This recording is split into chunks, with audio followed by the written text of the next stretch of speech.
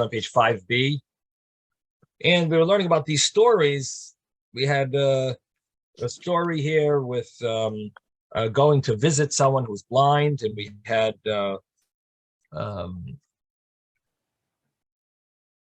he explained, the blind rabbi explained how he knew this was such a special thing to see him and visit him, and he blessed them with this tremendous blessing. So the story was that Rebbe and Reb Chia were going on the way, and they passed by the city. So they reached a certain city. They said, "Is there any rabbi here? Any scholar, Talmud Chacham?" And the people said, "Yeah, he's blind. There is one, but he's blind." So Reb Chia told Rebbe, "You don't have to go. I'll go. You stay here. You don't have to humble yourself." Or the term in the Hebrew is mezalzel, lower your honor by traveling by going to him. I'll go to him, and it's good enough. But Rebbe said, "No, absolutely not. I'm also going to come." And he went along, and when they left, they got this special blessing from this rabbi that just like you came to see someone who is seen but doesn't see, so too you should merit to the Shechina, which is a face that sees and is not seen. In other words, a play on this his situation, like a play on the words, seen and not seen. You should merit to Hashem, who's not seen but sees. So they asked him, where do you know such a thing, that because we went to visit a scholar, we should get such a special blessing? And he said he heard it from the teaching of Rabbi Yaakov. Rabbi Yaakov was from the Kfar Chitaya, from the village of wheat, and he would go to his Rebbe every single day. And when he got older, his Rebbe told him, don't bother, don't pain yourself. So Rebbe Yaakov said, is it a small thing what the rabbis, what it says about seeing the rabbis, where it mentions, and he had a certain interpretation of a verse, where the verse says, the verse is talking about death, that everyone, even great people, have death. But can you live forever and not see the grave? Even the rabbis, even scholars pass away. But the way he translated it was, when you see scholars in their time of passing,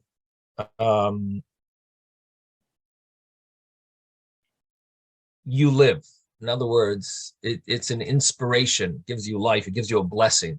So how much more so if you see them in their life, how much more so by seeing them, it gives you a blessing.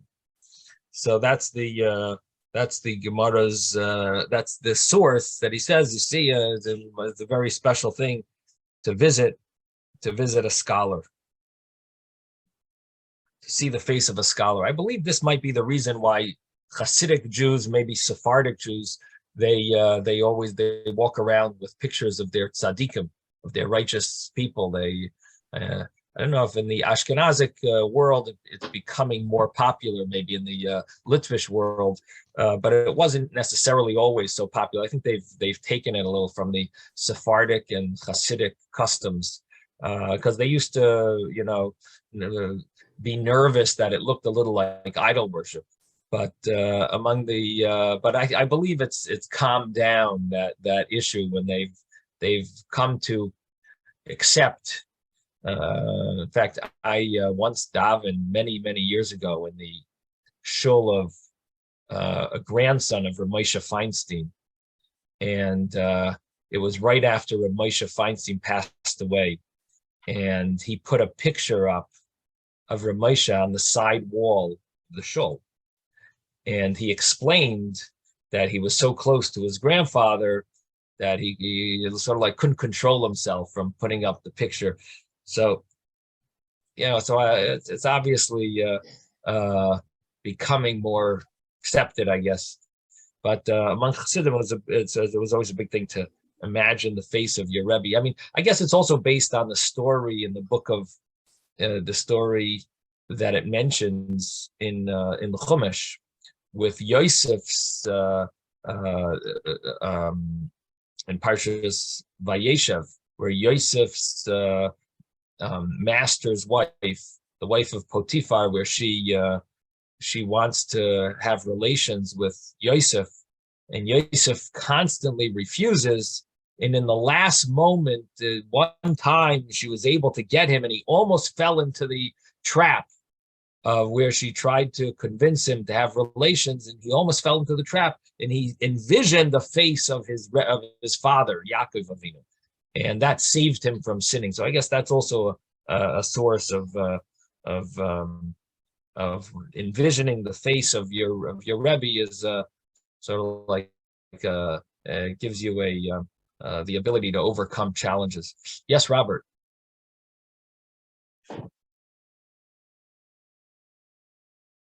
Not too long ago, when you go to the Jewish bookstores, they would have the trading cards with all of the Rebbes, right? And here, when you go to any of the falafel stores, they have the portrait of Rabbi Schneerson on the side of so it's still sort of there as a reminder, or he's overlooking us kind of a philosophy. Well, there's two things. One is you want your business to be blessed. Right. So that's a guarantee, you hope. They think it'll bring more blessing. That's one concept of, but the other concept is envisioning the face of your Rebbe sort of gives you a spiritual boost, a spiritual inspiration. So you have both concepts over there. It's the idea. Well, in the businesses, I think it's more to bring blessing to the business, But the idea of having a picture of envisioning the face of your Rebbe is a concept of inspiration, a spiritual boost. Yes, Ben. I want to say about 35 years ago, I was in a small kosher restaurant, and two guys come up to my table and give me a card from Rabbi Schneerson with his picture on the back of it. And they say, "Oh, we represent the Rebbe," and they start talking. So I gave them $2. They left me alone, but they didn't really look like Hasidim that would collect for the Rebbe. But I wasn't sure. I kept the card. I think I still have it in my old wallet, which I stopped carrying about 3 years ago. Yeah. All right. So here it really talks about visiting them personally, seeing them physically. But I'm just imagining that maybe this could be this idea. Maybe you could get a blessing by seeing them, and obviously it doesn't mean just seeing their face here. Here it seems to be more absorbing what they stand for, which maybe has a deeper concept than just seeing the face of your Rebbe, which maybe you see from the story of Joseph. So maybe you could differentiate that the story of Joseph is simply seeing the face gives you inspiration. Here, I saw one of the commentaries says it doesn't just mean seeing them, it means like absorbing their teachings and connecting with them. Rabbi. Yes. I have this means a lot to me, this thing, because seeing the face, because probably about 10 years ago, I was I lived in Baltimore, negotiating an international job, and it was in Miami, and as the things are going on, the negotiations are going on, I left as I remember saying that when you're about to put the pen down the contract, then you tell them you'll Shomer Shabbos. In other words, I've invested a lot. So I waited to do this, and we put a deposit down for the Champagne Towers to move into there. So, obviously that didn't happen because I was remember being on the beach and I was talking over the phone about it, and they wanted to know more information about it. So, well, we can't agree to this because we want to fly to Europe on a Saturday. And it was because we were moving down from my wife's health for asthma. So it was a very big decision for me to make. And I said, I'm sorry, I don't think I can. But before that, I saw a picture of my daughter who I'd seen grow up around my Shabbos table, and a beautiful face not etched with any kind of cynicism that you get in non-observant children. And I said, I'm sorry, I can't do it, because I thought, how can I throw all that away, what I've seen happen around my table for a job, So I said, I'm sorry, I can't do it. Right. So there's an example of my neshama just showing me that and saying, look, you're going to throw all this away. Right. And I couldn't do it. Wow. Wow. That's powerful. Very nice. Very nice. So, so the Gemara emphasizes this idea here about seeing the Chachamim, the wise people, seeing scholars and being inspired from them. Rabbi, Yes.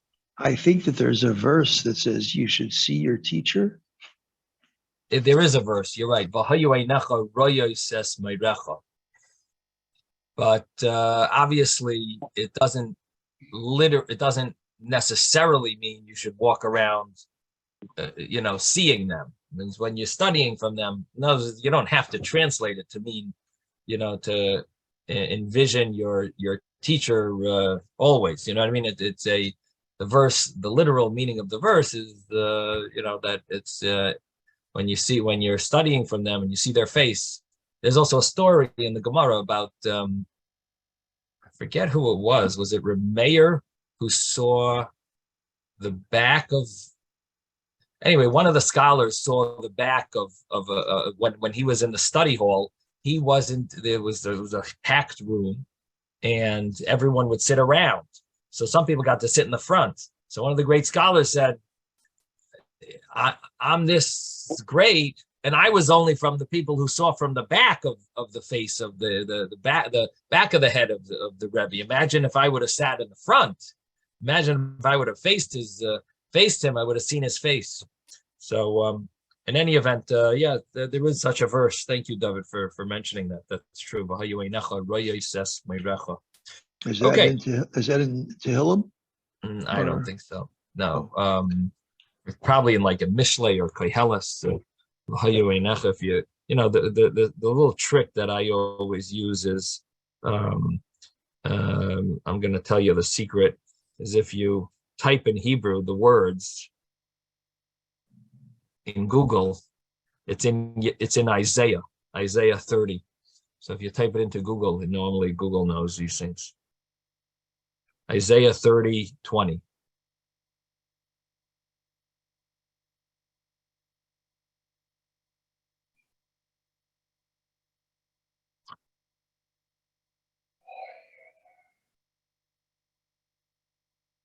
The story I was mentioning was Reb Meir,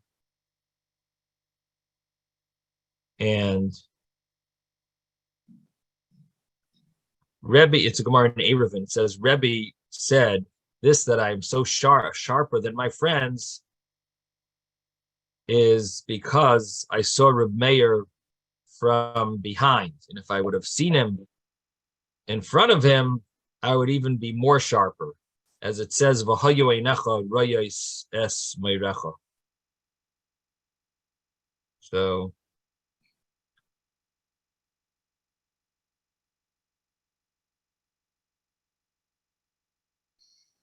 Rebbe said that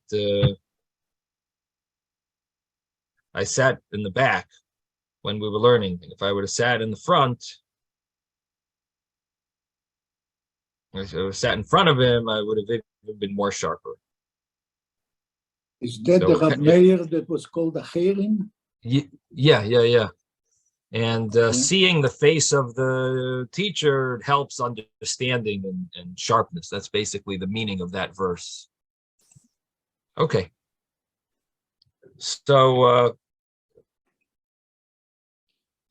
the Gemara here mentions another story now. Rav Idi Avua de Rebbe Yaakov Bari. So we're on page 5b.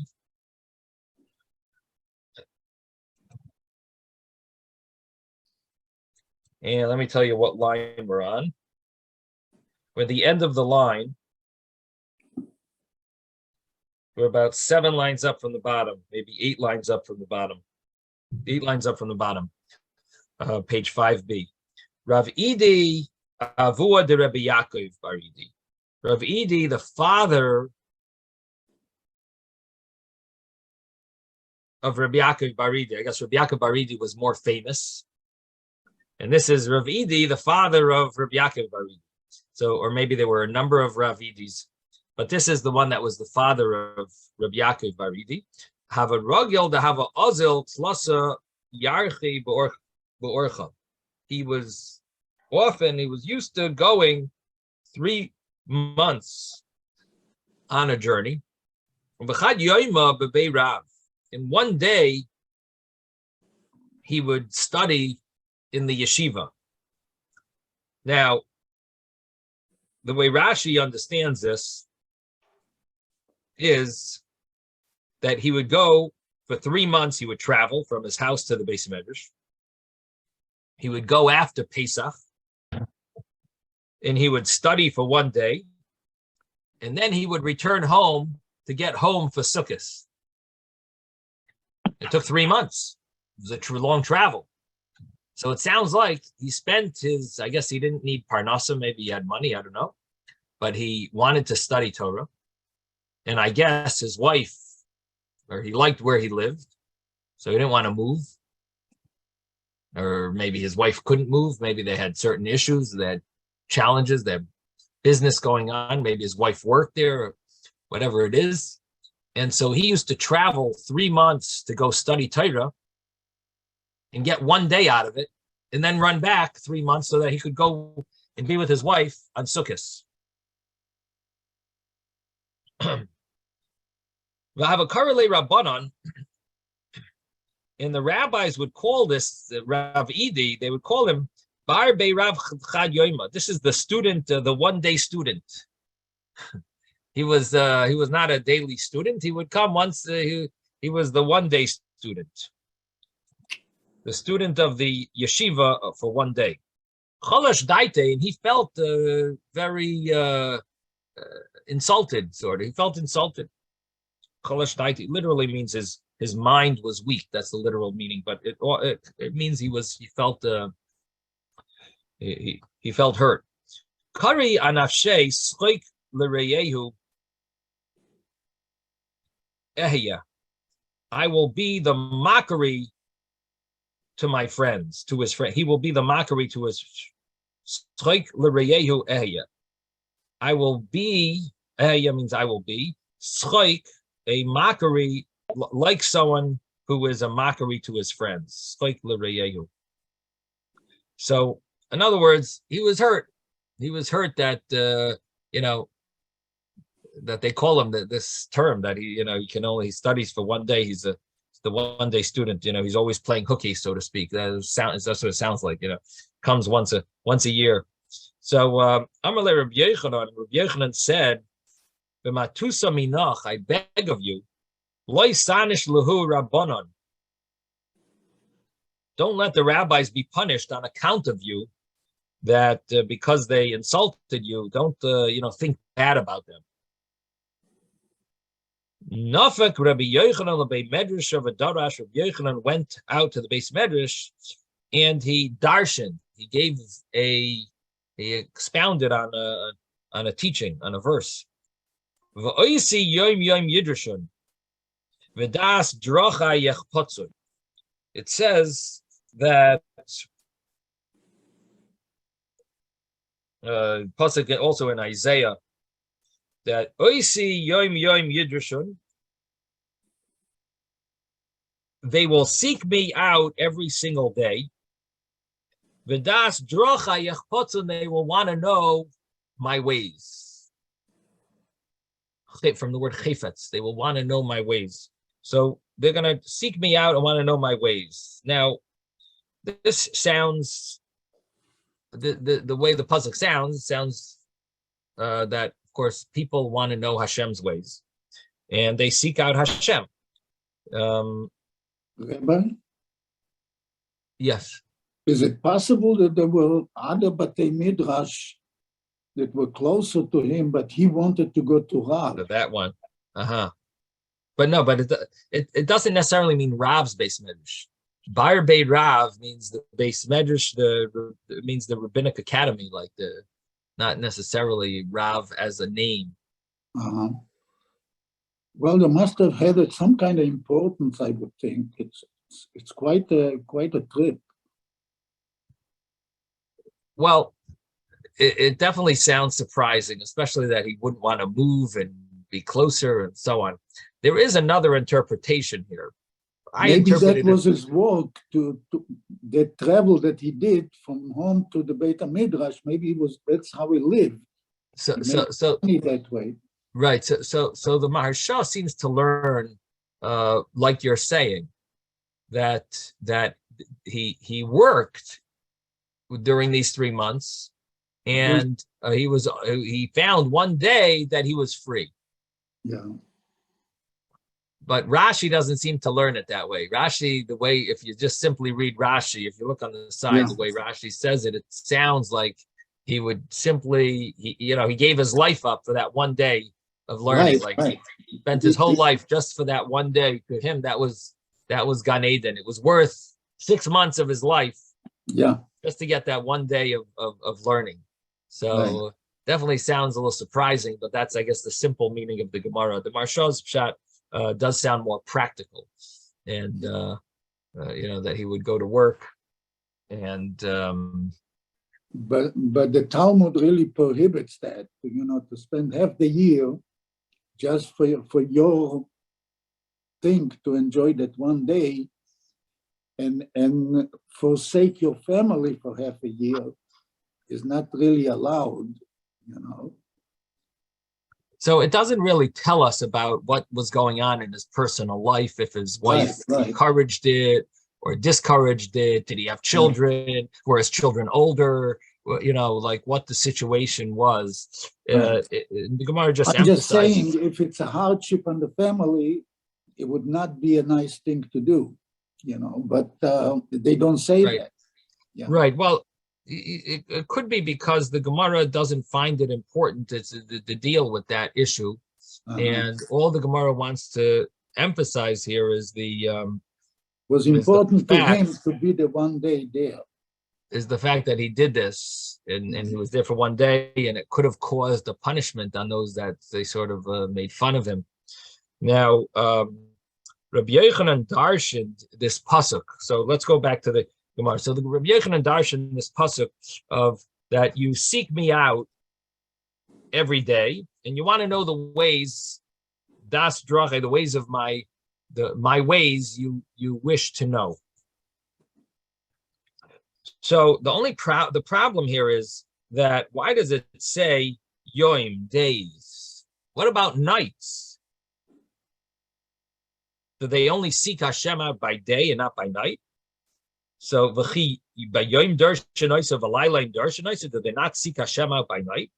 This comes to tell you that a person who engrosses himself in Torah study, even one day a year, the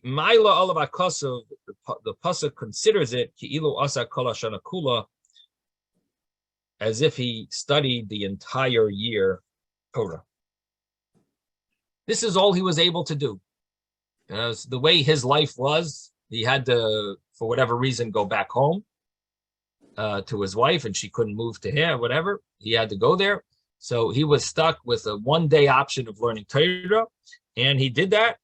And the Torah considers it as if he studied Torah the entire year. And the Gemara then says the same thing applies to punishment. And the same thing applies to punishment.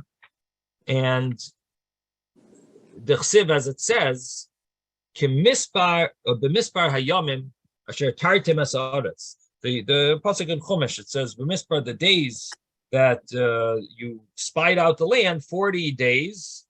So a day for a year, you will carry the sin. That's the verse that that you're going to be stuck in the desert for 40 years because you spent 40 days spying out the land. It says that Hashem gave them kafitzas haderech, that it was only 40 days that they spied out the land, because really it should have taken longer. But since Hashem was going to punish them a day for a year for every day, so therefore Hashem made them miraculously travel faster so that it would only be 40 years because it was a day for a year. And so the Gemara basically is going to tell us that, you see, even one day is equal. The pasuk considers it as if you did this sin for the whole year. Yes, David. Yeah, when it says that they credited him as though he had studied Torah for the entire year, they included his travel time. So we say schar halicha, that there's a reward, there's a benefit to the travel, that the travel itself is counted for a reward. Good point. So what it seems from this wording of the Gemara is that not only is he getting the schar halicha, but it's actually the reward, which may be more, is the study of Torah reward. So that's what it seems like, that he's getting is considered as if he's even, because he was only, this is all he's able to do, so he's getting the reward for as if he studied Torah. Is schar halicha a saying, or is that a verse? Do you know? It's a Mishnah in Pirkei Avos. Schar halicha. I think it's a Mishnah in Pirkei Avos. Schar halicha biyadid. But but it seems that he gets even more. Again, that place where it talks about schar halicha, it doesn't say that that's the only thing only time he was able to learn. Here we're talking about a story where it's the only time he's able to learn. We're considering it as if he learned, as if he studied the whole time. Now, that doesn't mean that he's going to now know the entire Talmud, because we're considering it as if he studied the whole year. So we're going to put the Talmud inside a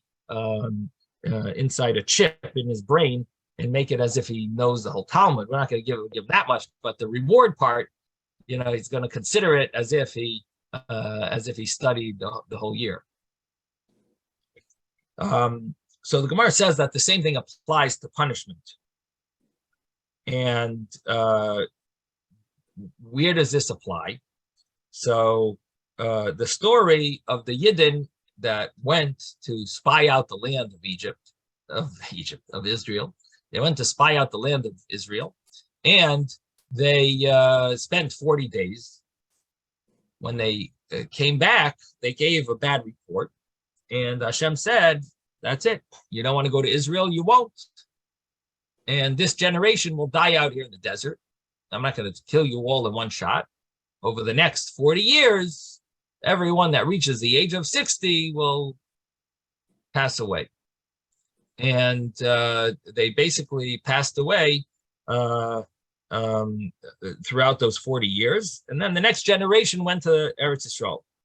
Now, that punishment was based on this concept of one day is equal to a whole year. You see this concept here in punishment. Let's read it inside. Did they really sin for 40 years? They only sinned 40 days. This teaches you, if a person commits a sin even one day in a year, the pasuk considers it as if he transgressed the entire year. And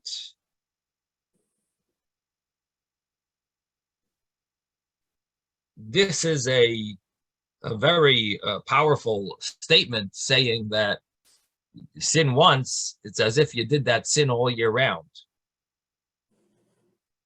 Normally, we say by the righteous, if you want to do something, machshava tova, so HaKadosh Baruch Hu mitzarfa l'maisa, good thought, you desire, you want to do a mitzvah, but you weren't able to, Hashem considers it as if you did the mitzvah. And for the wicked, they want to do a sin, but they weren't able to. So it says, Maila alabat kosa, we consider it as if you sinned by someone who's doing an avera, by a rasha, by a wicked person. Here it's interesting that our Gemara just mentions this, like in general, like a person wants to study Torah. One day a year he's able to study Torah. The Torah, we consider it as if he's studied Torah the whole year. Same thing applies to punishment. A person does an avera once a year, but what it seems like is he wasn't able to, wasn't in a scenario, in a situation where that avera was available to him, and so the Torah considers it as if he did this avera the entire year. So it's a interesting Gemara that definitely deserves some thought, and maybe we'll look into maybe it. Because he was thinking about it the whole year. He never carried it out, but he was thinking about it all the time. Right. So, which fits with the concept of by a wicked person, we consider it, even though they weren't able to sin, but they wanted to, we consider it like they do. But our Gemara does the first half of our Gemara refer to a righteous person and the second half refer to a wicked person? Or does it not matter? Are we saying this applies in general? In other words, our Gemara doesn't seem to clearly differentiate between these two statements in the Gemara. It seems to sort of like say it applies to everyone. There's punishment stuff and there's a reward. And I'm just looking here in the back.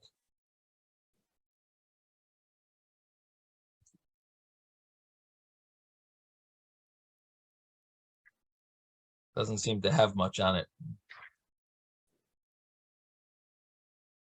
So maybe you could say that it's specifically referring to, by punishments, is referring to a wicked person. Maybe you could say such a thing. It's let me just see if the Maharsha has anything over here.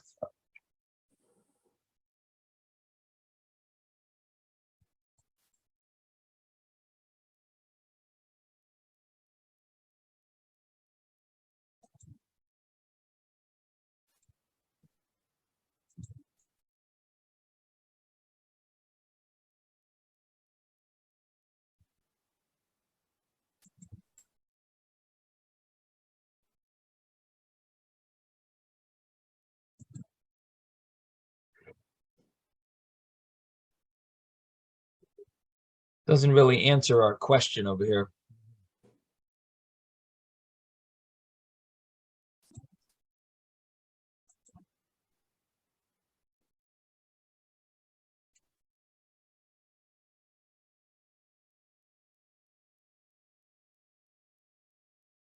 Yeah.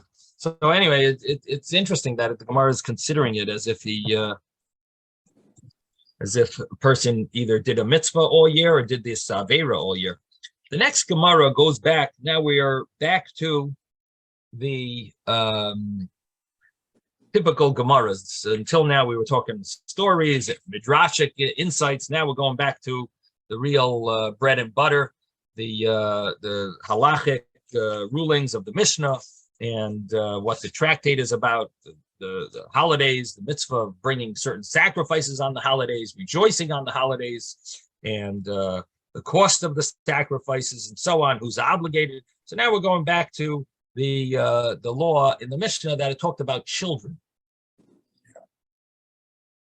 So the Mishnah had said that who is a child that is exempt from being Oila Regel, from going, because the Mishnah began with everyone's obligated except, and it mentioned children. So the Gemara says, who is this child who is exempt? So it says if he can't ride on his father's shoulders and go from Jerusalem to the Temple Mount, that's Beis Shammai's opinion. We said it doesn't really mean the Temple Mount; it really means the courtyard of the temple. So that's Beis Shammai's view about riding on his father's shoulders. And Beis Hillel's view was that he's exempt if he's not able to hold his father's hand and go from Yerushalayim to Har Habayis and go up from Jerusalem to the Temple Mount. Again, it means the courtyard of the temple. And the source of Beis Hillel was Shalosh Regalim, which means festivals. It also could mean feet. It means you have to be able to walk it. And if the child can't walk it, even with holding his father's hand, so then the child would be exempt. So there's a certain age where a child is obligated in fulfilling the mitzvah of going to the Beis HaMikdash, and a certain age that the child is exempt. And what is that age? It's an argument between Beis Shammai and Beis Hillel. Yes, David.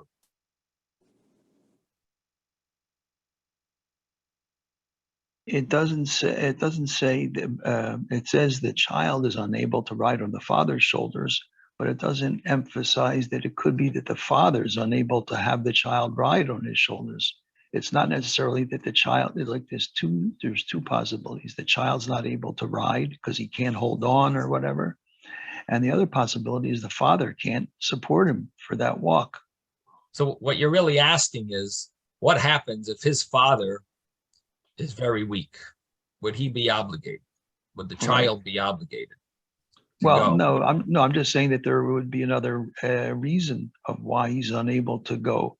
Number one is either the child can't handle it, or number two, the father can't handle it. Right. The thing is that we are talking about the mitzvah of educating a child. And that mitzvah kicks in at a certain stage. So we're not talking about the practical issue. We're talking about the legal law, the legal definition of what age is the child obligated. So you might say, well, this kid can't go. He doesn't have it. His father is weak, passed away, whatever. We're not dealing with the issue of the practical side. We're dealing with what age is he obligated? In other words, this would be an age that he's obligated. If he is of age where he could hold on to his father's hand or sit on his father's shoulders, that means that he is eligible, he is capable, and he is responsible. At least the person who does chinuch, who's obligated in chinuch for him, would be obligated to bring him to the Beis HaMikdash. Now, if you want to tell me his father is unable to, so maybe you would say he's exempt, but doesn't mean that the child, in the legality of it, the child really should be obligated. There might be some exemption that you're finding. So again, we're not dealing with the father being, if he's weak or not weak. We're dealing with the age that the son should be taught to go to the Beis HaMikdash, and that age has to do with him being able at this stage. Yes, Ben. But we studied it already in one of the other braysos, and it said if he cannot walk and hold his father's hand, or he cannot sit on his father's shoulder, he's not. He's exempt. He is exempt. Right. So that's the Mishnah. So now the Gemara is going to expound. This is a repetition of. Yeah, it's not a repetition. What it's saying is, let's now talk about this. So it starts off. What are we talking about? We're talking about this discussion. So okay, it's not repeating. We didn't even begin yet. I'm just telling you what we're talking about, and it's going on these words. It's on the bottom line of we're on the bottom line of 5b, and the Gemara brings the Mishnah, brings the 10 words from the Mishnah or so. So now comes the Gemara. Maskif lo Reb Zera. Reb Zera asked a question on this Gemara, on this Mishnah. He asked a question. Ad hocha manasye. You want that the father should, if the kid is capable of the father holding him on his shoulders or walking, holding his hand and walking from Yerushalayim to Harabais. What about until Yerushalayim? How did he get to Yerushalayim in the first place? Where did he, where was he coming from that, that we're not dealing with that? What about the fact that he has to travel? So the Gemara answers, Amar le Abaye, ad hacha de mechayve,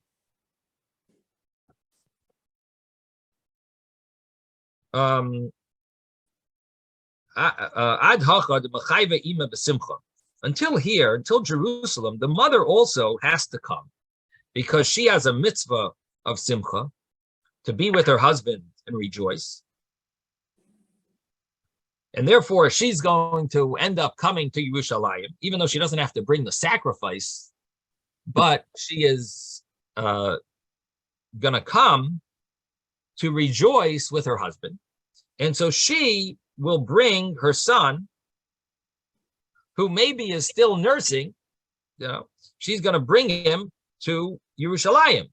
But then when they come to Yerushalayim, the father brings the son to the courtyard of the Beis Hamikdash, and that's where they fulfill the mitzvah of Re'iyah, of going to the Beis Hamikdash, and the son is fulfilling the mitzvah of chinuch, and where the father is fulfilling the mitzvah of chinuch for the son by bringing him to the courtyard of the Beis Hamikdash. So the mother actually is the one who brings them. She goes along, and she's bringing them to Yerushalayim. She's going along with them. And therefore, it's not a problem. It's not surprising that the child will be able to travel to Yerushalayim because he's going with his mother. But Mikan Va'elach, from there and from Yerushalayim to the courtyard of the Beis Hamikdash, if the child is able to go up, and hold his father's hand. Yerushalayim Harabayas, from Yerushalayim to Harabayas, Chayev, he's obligated to, the father would be obligated to be mechanech him, to educate him of going to the Beis Hamikdash, v'iloi, and if not, Pater, the father would be exempt because the child is under age of chinuch. He's even under the age of chinuch. The father would not be obligated to educate him. So the Gemara here basically tells us that the mother is obligated in simcha, but not that she has to bring a sacrifice, but that she has to rejoice with the father. And so the common way of fulfilling that is by her traveling together, traveling to Yerushalayim and staying in Yerushalayim at least. She doesn't have to go to the courtyard of the Beis Hamikdash, but she comes to Yerushalayim and they rejoice there. And the child has a mitzvah of chinuch if he is able to, according to Beis Hillel, hold the father's hand and go from Yerushalayim to the courtyard of the Beis Hamikdash. Now, the Gemara mentions a question about Shmuel, the story of Shmuel. Heishiv Rebbe tachas Beis Hillel. Rebbe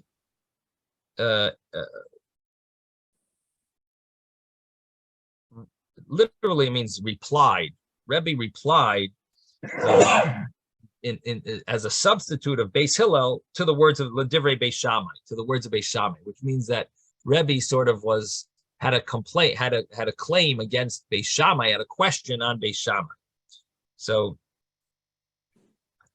on behalf of Beis Hillel, he asked this question to Beis Shammai, that Beis Shammai holds that it's all about the child riding on his father's shoulders. So he said, "Chana loy also."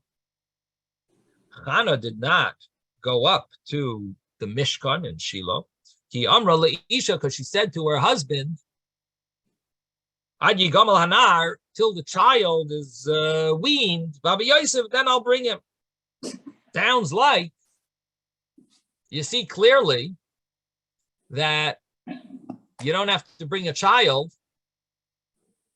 even if he could ride on his father's shoulders. Shmuel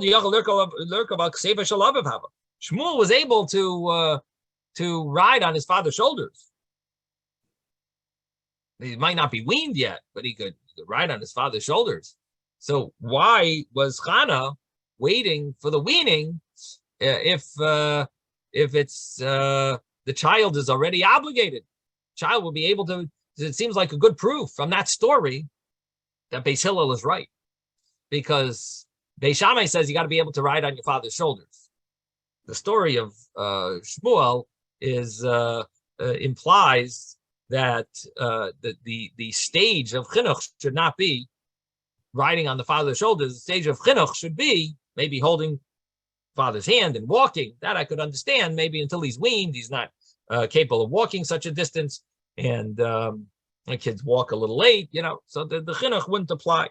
But what about riding on his father's shoulders? Yes, Ben.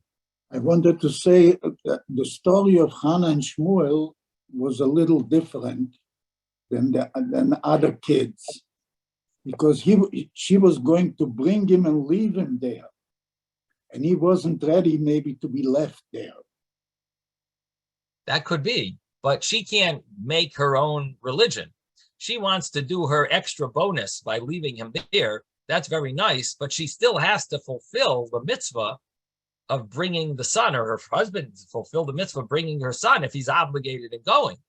So it's very nice that what you're saying, that he is going to be brought there, so she wants a little extra time with him, and she didn't want to really bring him. No, he's early. He's not ready to be left there. He's not ready to be left there. But that's your own thing. You want to leave him there. I didn't tell you to leave him there. I told you have to bring him. Do the chinuch. But so what are you telling me? I'm leaving him there, and he's not ready. Okay, so don't leave him there. That's the promise she made to Hashem, that she's going to bring him and leave him there. Okay, well, don't make promises that you can't keep. He's supposed to be brought to the Mishkan for the holiday, right? He's supposed to be brought there for the holiday. So why did she claim that she's exempt, that she until he's weaned? Yes, David. Before he's weaned, that means he's dependent on the mother to feed him. He's still nursing to a certain extent. So Right. He can't go until he's weaned, because who's going to feed him? Who's going to nurse him on the way? So that makes sense what she's saying. That was sort of the previous Gemara that said that the mother goes along. The mother is traveling along with them. So he's only after they reach Yerushalayim, they'll go up to the temple, to the courtyard. But the actual the mother is traveling along. She's gonna feed the baby, so it's not a problem about the child being apart from his mother, because he's hardly apart from her. They're traveling together. So the weaning is not an issue. Okay, so the Gemara here says, Amar Le Avua, Rebbe's father answered him back. Who is Rebbe's father? Reb Shimon ben Gamliel. So Reb Shimon ben Gamliel answered his son, Ulatai Meich, according to your reasoning, Tikshi lach Chana Gufa. You could ask about Chana herself. Why didn't Chana come and travel? Isn't Chana obligated in going to be Oila Regel, to not Oila Regel, but to rejoice with her family? Miloi Machaiva B'Simcha, isn't she obligated in rejoicing? Why didn't she go? What about herself? So the answer is Ela Chana Mefankusa Yesersa Chazya Be B'Shmuel. Chana realized that Shmuel was delicate, that he was overly delicate, and we had that word mafankusa. If you remember mafankusa, Yeah. that was the person who was mafuna. He couldn't walk barefoot, right? You remember that? So Hannah saw that Shmuel had this mefankusa yasersa, an extra delicacy. Actually, I don't know if that would be the right word. Extra delicate. V'chasha bei b'Shmuel l'chulsha de'orcha, and she was very concerned about health for Shmuel along the way. So in other words, Shmuel wasn't healthy, but she felt that when he reaches the stage of where he will be weaned, he will be maybe stronger and healthier. Let me just mute everyone here. And she felt that if he'll be weaned, he will be stronger. So Shmuel might have been old enough. The way Beis Shammai could learn is that Shmuel might have been old enough to go, but he didn't go because a health reason. That's the way Beis Shammai might understand this. Now, what's interesting is, and this is something we should maybe look into, is the fact that this is not the Beis Hamikdash. This is the Mishkan. And the Mishkan, it seems a little vague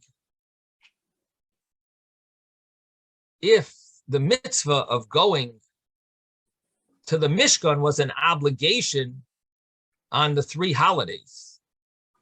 Is it only the Beis Hamikdash, or is it the Mishkan also that you would need to go? From our Gemara, it sounds like the same mitzvah of being Oila Regel, going to the Beis Hamikdash, applies to the Mishkan. That's what it sounds like from our Gemara, from the fact that Rebbe asked Beis Shammai this question, and Rebbe's father answered it. It sounds like they were concerned about the mitzvah of being Oila Regel even to the Mishkan. Now, this Gemara seems to be a proof to that way of understanding. Doesn't it depend where the Mishkan is at that time? What do you mean? It's in Shiloh. Is it at Har HaBayit, or No. is it in Gilgal? Or? Yeah, it was never in Har HaBayis. The Mishkan was either in Shiloh, Noiv, Givain. Those were the 3 places where the Mishkan was. Okay. So it was not in Har HaBayis. So the question but here is, they were talking about the Aliyah, the Har HaBayit. but the idea of going to the Beis Hamikdash would be similar to going to the Mishkan. But the question is that a full-fledged obligation? And obviously you would have the Mefunak was not obliged to go to, didn't have to go up to Har HaBayit because their feet were too delicate to climb barefoot to Har HaBayit. But that doesn't mean they couldn't go to the Mishkan. So the same rule would apply, that the Mishkan could be, that the same rule applied, at least from our Gemara. It does sound like there was a mitzvah to be Oila Regel to the Mishkan. Now, what would the category be of a child being obligated in chinuch when it comes to the Mishkan? What would the calculation be? From where does he have to be able to walk to say he's obligated? You have an obligation in being mechanechim. So the Gemara seems to understand that Shmuel would have been obligated even at a young age. He would have been obligated. So seemingly something similar to the calculation of the Beis Hamikdash would be similar to the calculation of the Mishkan. In other words, the time of the Beis Hamikdash, what was it? According to Beis Shammai, it was holding him on your shoulders. So the same thing applied to the Mishkan, holding him on your shoulders, whatever, that distance, that same distance. That's what it would seem like. At least our Gemara understands it that way. And Beis Hillel would have said, no, holding hands would be the distance, from that would be the similar distance. The Beis Hamikdash, that as long as he could hold hands, and walk up to the Mishkan. So the understanding is that, at least from the simple reading of our Gemara, it sounds like the mitzvah of Eilah Regel applied to the Mishkan. Now, when we learned the book of Shmuel, and we at the beginning of it, we did discuss this a little, that there were a lot of people that did not go to be Eilah Regel in the time of the Mishkan. And Elkanah, Shmuel's father, was the one who initiated a new project. He said, let's make a whole big deal out of this. And Shmuel's father, Elkanah, lived maybe not too far from the Mishkan, because they both lived in Ephraim. They lived in the area where the Mishkan was. But he used to make all different travels. He would go a long route, take a very long travel in order to get people in the mode of going to the Mishkan to be Eilah Regel. So there were two ways of understanding it. One was that it wasn't necessarily an obligation, but it was a very nice thing to do, to be Eilah Regel. He wanted to encourage it. Or the other was that it's an obligation of being just like going to the Beis Hamikdash. It was an obligation to go to the Mishkan as well during the holidays. So our Gemara here sounds like the other that view sounds like it's a good proof to the fact that you're obligated to go to the Mishkan, and that's why there were questions. Otherwise, you wouldn't ask a question on Beis Shammai. What about Shmuel? Shmuel doesn't have to go. It's the Mishkan. It's not that the Gemara could have answered very simply. This is the Mishkan. It's not the Beis Hamikdash, right? The Gemara could have given such an answer.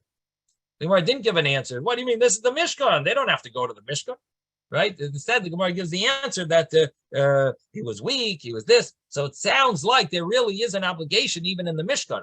The fact that people didn't go to the Mishkan in the time of Elkanah, even though they were obligated to, maybe had something to do with the fact that Eli HaKohen's children were a little rough on the people, and people were turned off.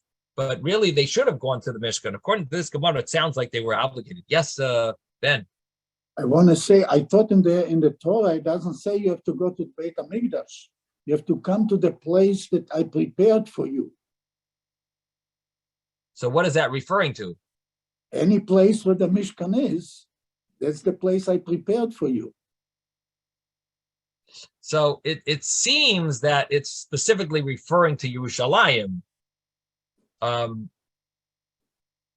because that's the place Hashem chose as permanence. Yes. But the other places were more temporary. So maybe that's specifically the question. Does it apply to those places as well or not? Is it only the permanent place where Hashem chose, or would it apply to the temporary places as well? Yeah, that would seemingly be the issue, the question. That in any event, this is this we learned about the book of Shmuel. We had this discussion, the beginning of it, of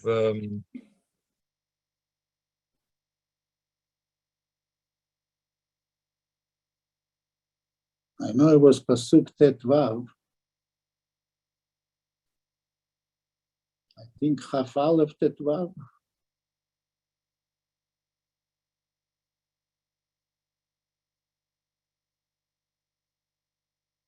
So there is an opinion here. There's an opinion of the Panim Yafos that says that the commandment of the being Eilah Regel did not take effect until the Beis Hamikdash was built in Yerushalayim.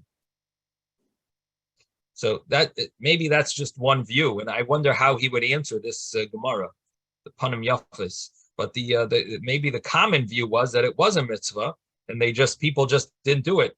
The Malbim says that it had to do with the fact that they, as I mentioned, that the children of Eli were like discouraging. They didn't conduct themselves in a righteous way, and it was like a turnoff. Now, but Elkanah made this whole major campaign. He was promoting it. He was a big campaigner. He was a good PR guy, and he got people to come to the Beis Hamikdash 3 times a year. Took his family, and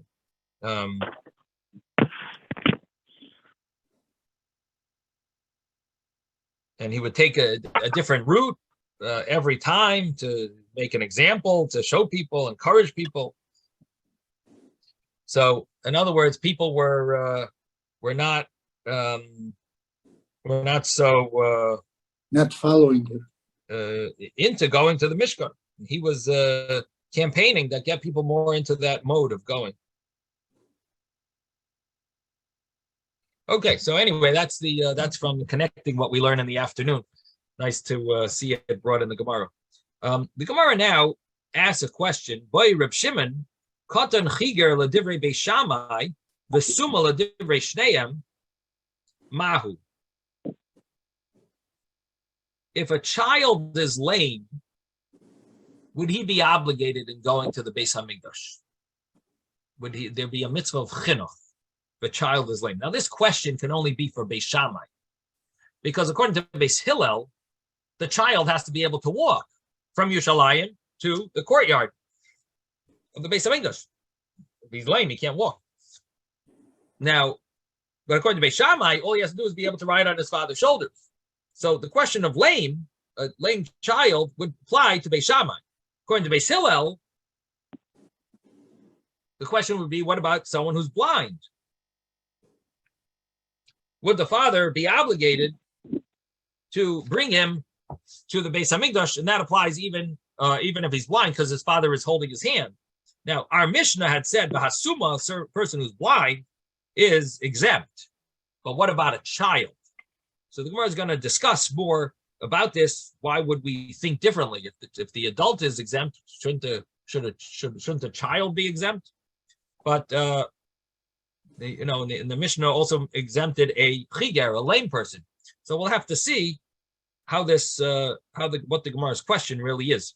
We're going to stop here. Have a wonderful day, everyone. See you later. That's Hashem. Thank you, Rabbi. Thank you, Rabbi. Rabbi. Thank you, everyone.